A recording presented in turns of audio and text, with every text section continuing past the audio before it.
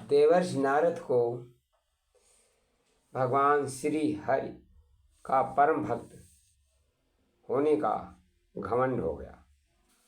वो एक बार क्षीर सागर में विष्णु भगवान के पास पहुँचे। भगवान से पूछा, हे भगवान, मैं जानना चाहता हूँ कि संसार में आपका सबसे बड़ा भक्त कौन है। सर्वज्ञ भगवान विष्णु देवर्षि नारद के इस प्रयोजन को समझ गए। उन्होंने कहा, उन्होंने सोचा मैं भक्त के अभियान को बाहर निकाल दूंगा। देवर्षि नारद से बोले, ठीक है, मैं आपको मृतलोक ले चलता हूँ। भगवान विष्णु और देवर्षि नारद मृतलोक में किसान के भेष में एक गांव में पहुँचे। एक झोपड़ी के पास पहुँचे। बोले, भगवान बोले, देवर्षि नारद, मेरा एक बहुत बड़ा भक्त इस कुटिया में रहता है। उन्होंने कुटिया के पास पहुँचे और एक किसान की कुटिया थी। बाहर एक खूंटे में एक गाय बंधी थी। उसके मुख से हरि हरि गोविंद का स्वर निकल रहा था। किसान वेशधारी भगवान विष्णु ने उसके निकट जाकर नारायण नारायण कहा। तो किसान ने विनीत स्वर में कहा, मान्यवर, आपका स्वागत है। भगवान बोले, मैं शहर जा रहा था, रात भर आपके यहाँ आश्रय चाहता हूँ। वह बोला, हे भद्रजन, मेरा अहोभाग्य, आप मेरे अतिथि स्वीकार करेंगे, यह तो मेरा बहुत बड़ी कृपा होगी। भद्रजन की सेवा का सौभाग्य प्रदान होगा। और कुटिया के बाहर एक चारपाई बिछाकर कुटिया के अंदर गया और अपनी पत्नी से उन्हें भोजन बनाने को कहा। घर में कुछ ही आटा था। पत्नी ने आटा से रोटी बनाई और अतिथियों को भोजन खिला दिया। बच्चे भूखे, किसान और उसके पत्नी भूखे ही पेट सो गए।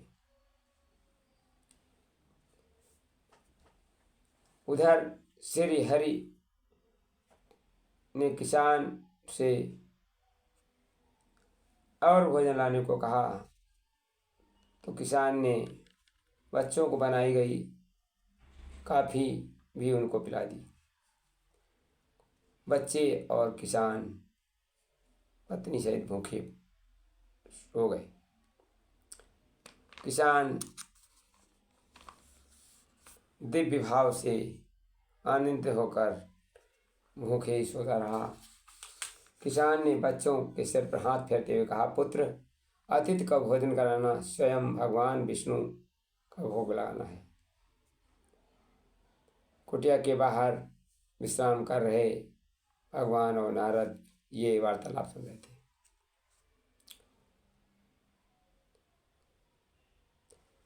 भगवान का स्मरण करता हुआ किसान सो गया। सुबह हुई। उन दोनों ने देखा भगवान विष्णु की मूर्ति के सामने हरि हरि गोविंद गा रहा है।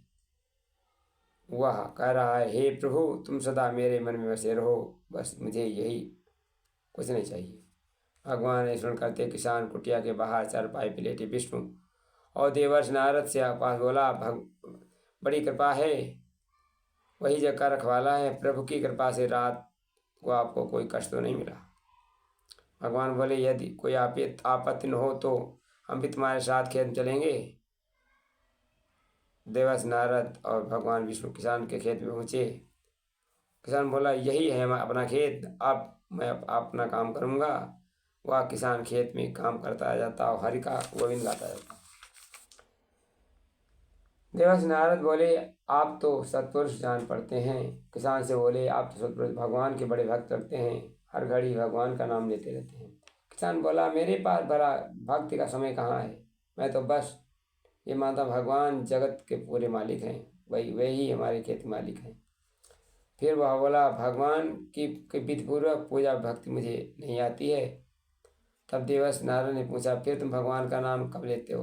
कहा, सुबह उठता हूँ, 7 को सोता हूँ, बस दिन में काम करते करते भगवान का स्मरण करता रहता हूँ।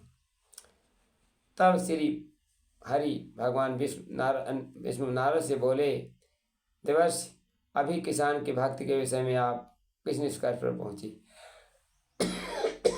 देवर्षि नारद बोले, ये कार्य सहज तो है नहीं है, परंतु मैं अभी किसान की भक्ति से संतुष्ट नहीं हूँ। भगवान ने एक कलश में को तेल से लवाला भरकर देवर्षि नारद को दिया। बोले, देवर्षि नारद, आप इसे अपने सिर पर रखकर बिना हाथ लगाए सामने वाले पहाड़ी तक जाओ और ध्यान रहे कलश के एक बूंद तेल जमीन न गिरे। देवर्षि नारद बोले, ये कार्य साहस तो है नहीं है, पर आपकी कृपा से कुछ भी संभव नहीं। और पहाड़ी को चल दिए। देवर्षि नारद पहाड़ी तक गए और लौट आए। भगवान बोले, लौट आए देवर्षि नारद, ठीक है, आप ये बताएं, इतनी दूर जाने आने में आप कितनी बार मेरा स्मरण किया? देवर्षि नारद बोले, एक बार भी नहीं। भगवान, करता भी कैसे? मेरा ध्यान तो तेल के कलश में लगा रहा, मेरा सारा ध्यान इसी में। कलश के एक बूंद नहीं टपकना चाहिए। तब आप स्वयं सोचे नारद, जब भगवान विष्णु ने कहा, यह किसान दिन भर कठिन परिश्रम करता है तो 2-4 बार मेरा नाम लेता है, ये नहीं कि जो कुछ करता है वह मेरा ही कार्य समझ करता है। भगवान भगवत भक्ति देखकर नारद गदगद हो गए और भगवान को स्मरण किया। भगवान, ये आपका बहुत बड़ा भक्त है, क्योंकि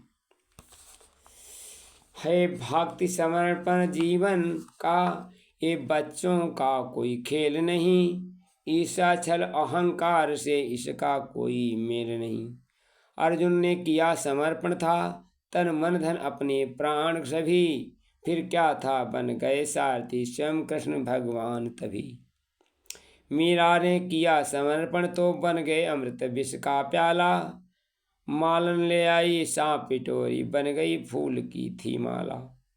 करता है भक्त समर्पण तब अद्वैत भाव तब जगता है, मैं तुम में हूँ तुम मुझ में हो, बस एक स्वरूप ही रहता है। एक सुख को यही वही जानता जिसने इसको पाया है, इस सुखद अनुभव को कोई नहीं शब्द कोई कह पाया है। श्वास श्वास हर शब्द से झरता मधुमय प्यार, प्रभु का बस पावन दरस हो जाए एक बार। धन्यवाद।